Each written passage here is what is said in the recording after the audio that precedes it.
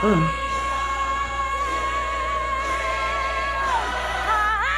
Ugh.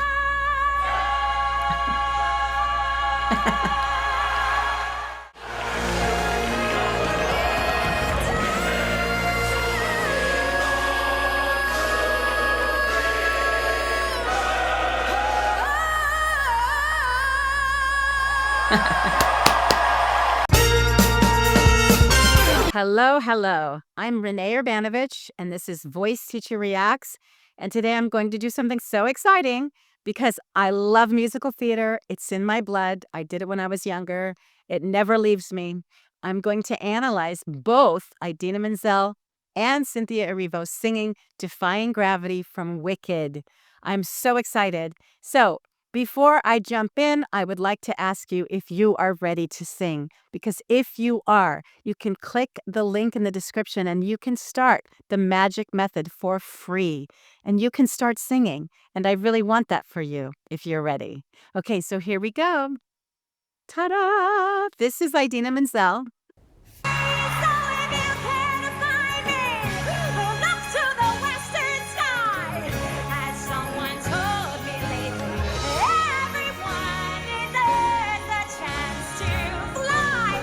Oh, we're going to stop right there. Oh my gosh. High energy, kind of screaming. And so this is the climax of the song. If you don't know it, this is like the high point of the song. Oh, okay. Now, here comes Cynthia doing the same exact piece 21 years ago, 21 years later, 21 years later.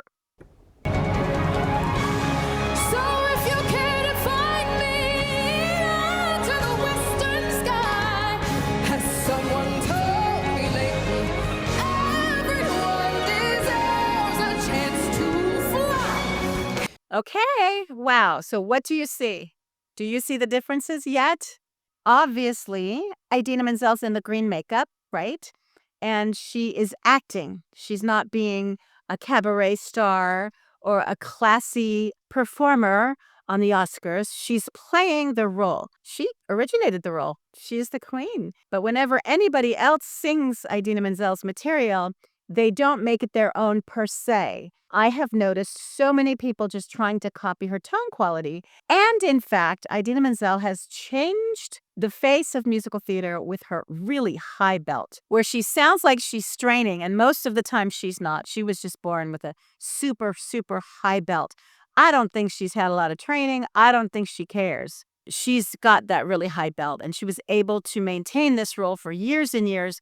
And she originated this passionate, screamy sound, which has changed musical theater. There's so many musicals that came after Wicked that try to kind of mimic that same screechy sound. Everything is higher than a C sharp, a D sharp, and an E.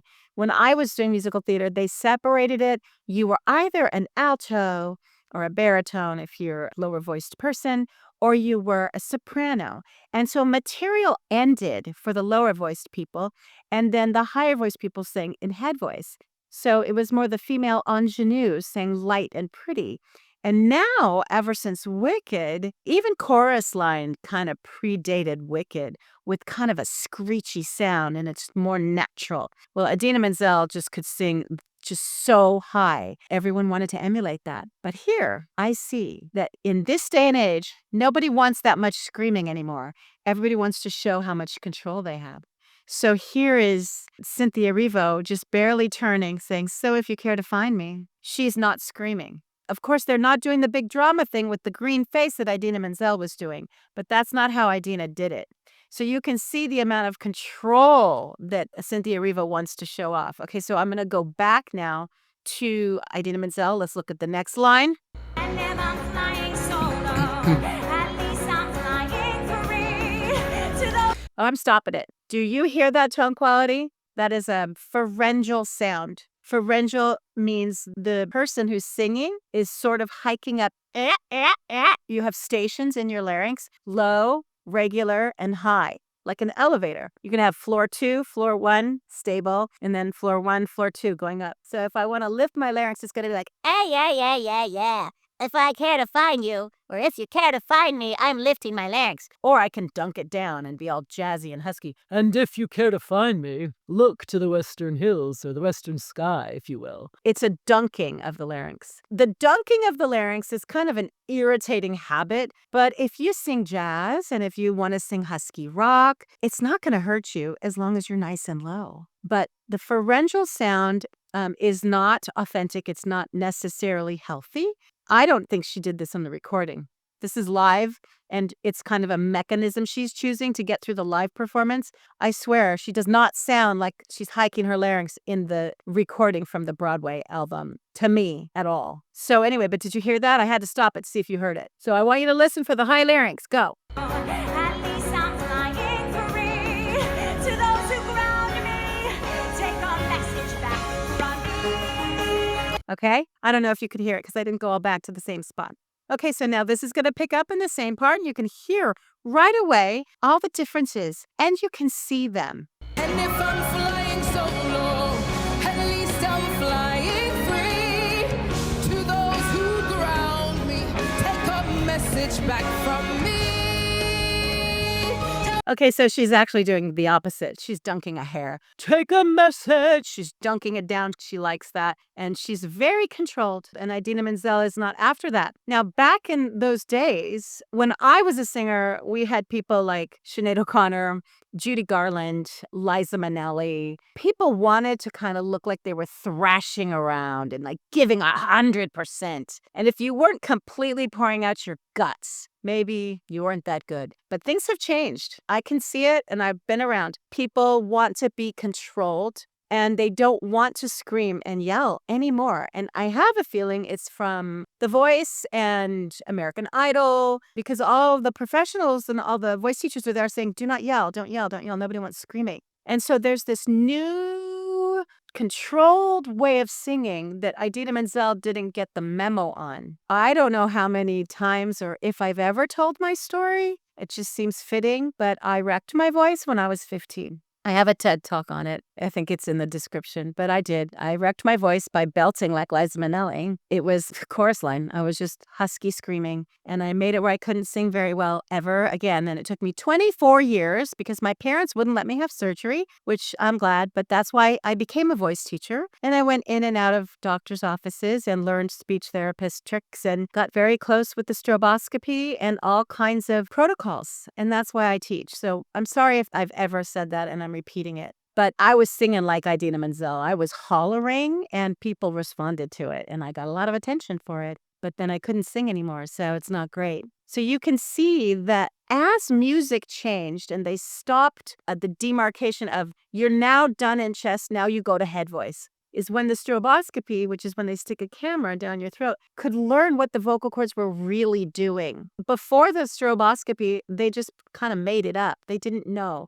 And voice teachers did trial and error, and they made stuff up like, oh, there's a scarf coming out of your mouth. But now we can teach like a voice therapist, a speech therapist. Close your cords, thin out your cords, don't push the air. Like it doesn't have to be this mysterious thing. All of this to say that in these two performances, you can see how culture has changed. And I don't know what you like better, if you like the passion and the excitement in Idina Menzel's version, or if you like that control Cynthia Erivo's giving us. I like them both, but the music's even different, isn't it? So one is a little classier with the lights in the background, and then the other one is dramatic. Okay, let's go back. Okay, so that's Cynthia. We're going to go back now to Idina.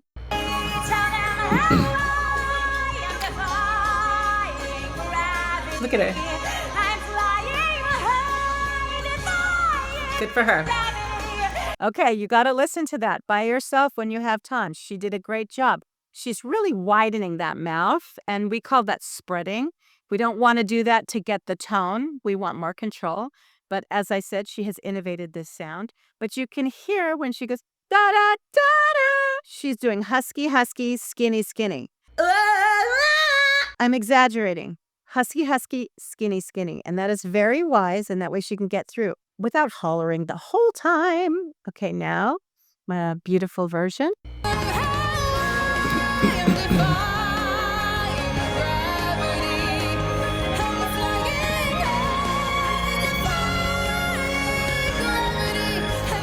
so maybe you were ready for that. Did you hear she did the exact same thing?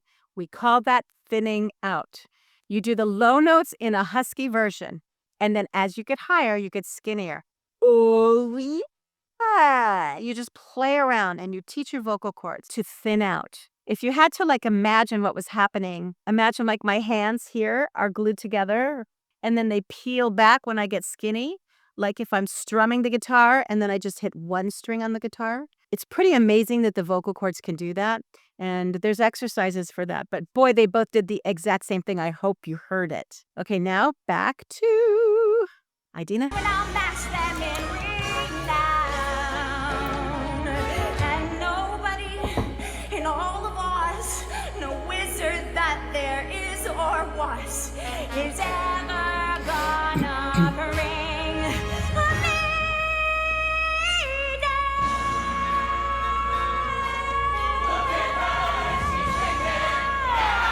Wow, did you hear that big husky fall over there?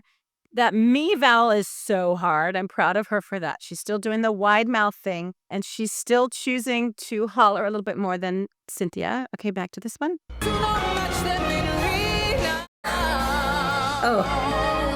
And nobody in all of us, no wizard that there is or was, is ever gonna bring me down. I'm stopping.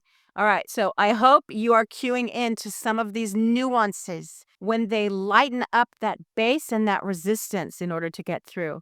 Idina Menzel's doing it, but she's also pushing super hard compared to Cynthia.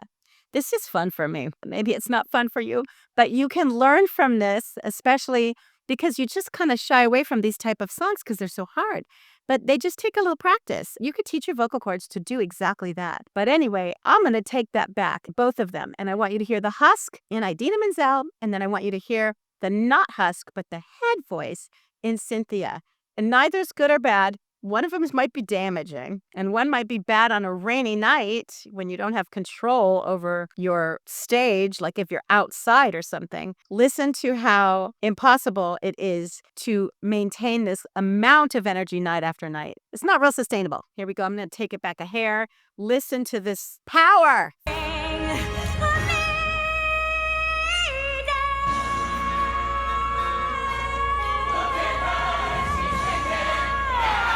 I love that. Ugh, gets so husky. It's such a good trick, isn't it? But you can tell she is pushing. She's shoving, right? You can tell. Can you tell? She's really, really pushing. And at one point, you may or may not hear it. Go back and listen if you want to. It kind of falters a tiny, tiny bit, but not bad. She's human. She's human. Okay, listen to it again and look at the control and listen to the head voice in the top note. No wizard that there is or was is ever gonna bring me down. And then it gets all crazy. Did you hear that? If you listen, there's a lot of head voice in that. And then she slams back down the da, da, da. Lots of husk in that note. But that's how they fool us, you guys. That's how they fool us to think that they're in chest the whole time. Idina Menzel, she's in chest the whole time. No, I don't recommend that. I mean, I think she's great. She's absolutely a beautiful, beautiful woman. And I love that she's wearing green and turning into the evil witch. She's fantastic. And she has totally changed the tone quality of musical theater. Almost single-handedly. There's been no one like her in all the things she's been in. And this is obviously the biggest one. But Cynthia Erivo has taken it from her. And she's taken it and made it a little bit more, I don't want to say mellow, but mature. It's more mature. And it's like, hey, you're not going to bring me down. Not, oh, you're not going to bring me down. But more like, no, nothing's going to bring me down. I feel that. Okay, we're going back to the end of this one. Look at that face.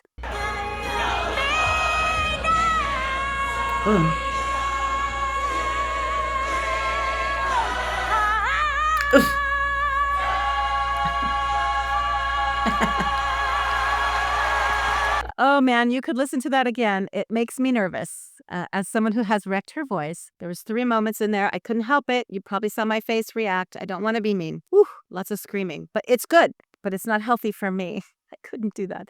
And it's probably not healthy for you, so don't copy that. But wow, what passion, what power, what excitement, what energy, and that mouth. But it's just not in style anymore, is it? It's not how people do it. Here's the ending of this one.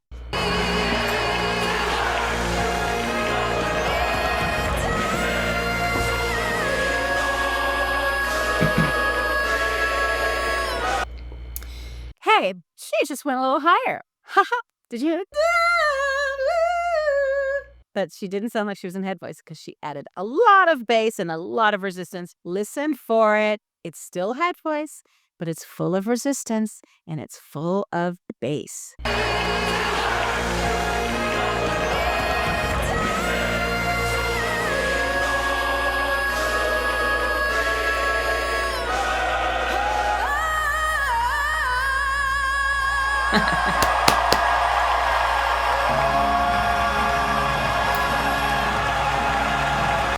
Heck, by the end, everyone's clapping so much you can't even hear what's going on. But you do see the difference in energy, in vocal quality. Obviously, Cynthia worked really hard at innovating this piece, this character, this song, and doing something a little different with it so she didn't feel like she was mimicking her. And I feel like she did a great job. She does not seem like she's mimicking Idina Menzel. And can I just say, can you believe how beautiful? With nothing, no hair, nothing? God, just gorgeous. So fun. What a nice new Broadway image. So everything is iconic, right? With The Wizard of Oz. Even you just see the Tin Man and Dorothy, just see their silhouette, and it's so iconic. You could recognize it a mile away. And so they took that image to the next level now with the no hair. It's fascinating to see it take on new iterations. But as a voice teacher, holy heck, it is about time we do not reward screamers. And I feel like that is a result of these shows. Maybe it's a result of Voice Teacher Reacts. I don't know. But I think it's like American Idol and X Factor and all of those shows. And YouTube, people can learn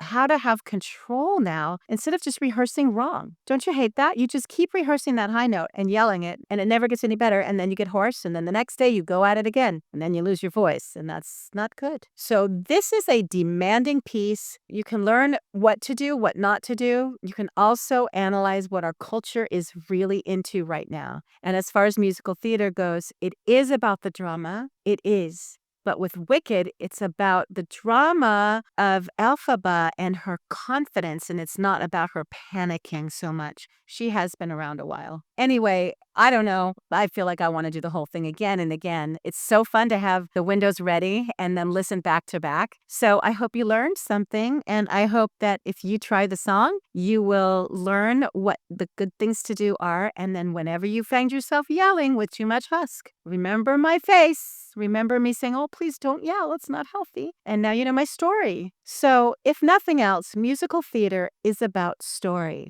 Obviously, they have their two stories and then they meet together. The idea of something like Wicked carrying on throughout the generations now. I mean, I was playing this stuff 20 years ago when I was 40. I can't believe I'm still playing it. I can't believe it's sustained itself this long. But the Music Man is still going and Oklahoma is still going. Oh, gosh, they live on in our history. I don't know that they should, but at least this story is about not judging a book by its cover and accepting people for who they are and allowing them to change. So if you haven't seen it, I don't know, I think that's what it's about. And I think that the message is pretty clear. The most important thing is that we do find our true self in our own personal stories, that we're on a quest for selfhood for one reason, so that we can contribute it to the collective and make the world a better place. So when we have these hypes for these movies and these musicals, just remember the why. As I sit there and talk about the how, please remember the why. Okay, thank you. Please like, subscribe, and share, and check out my course so that you can start singing the magic method. Bye-bye. I'll see you next time.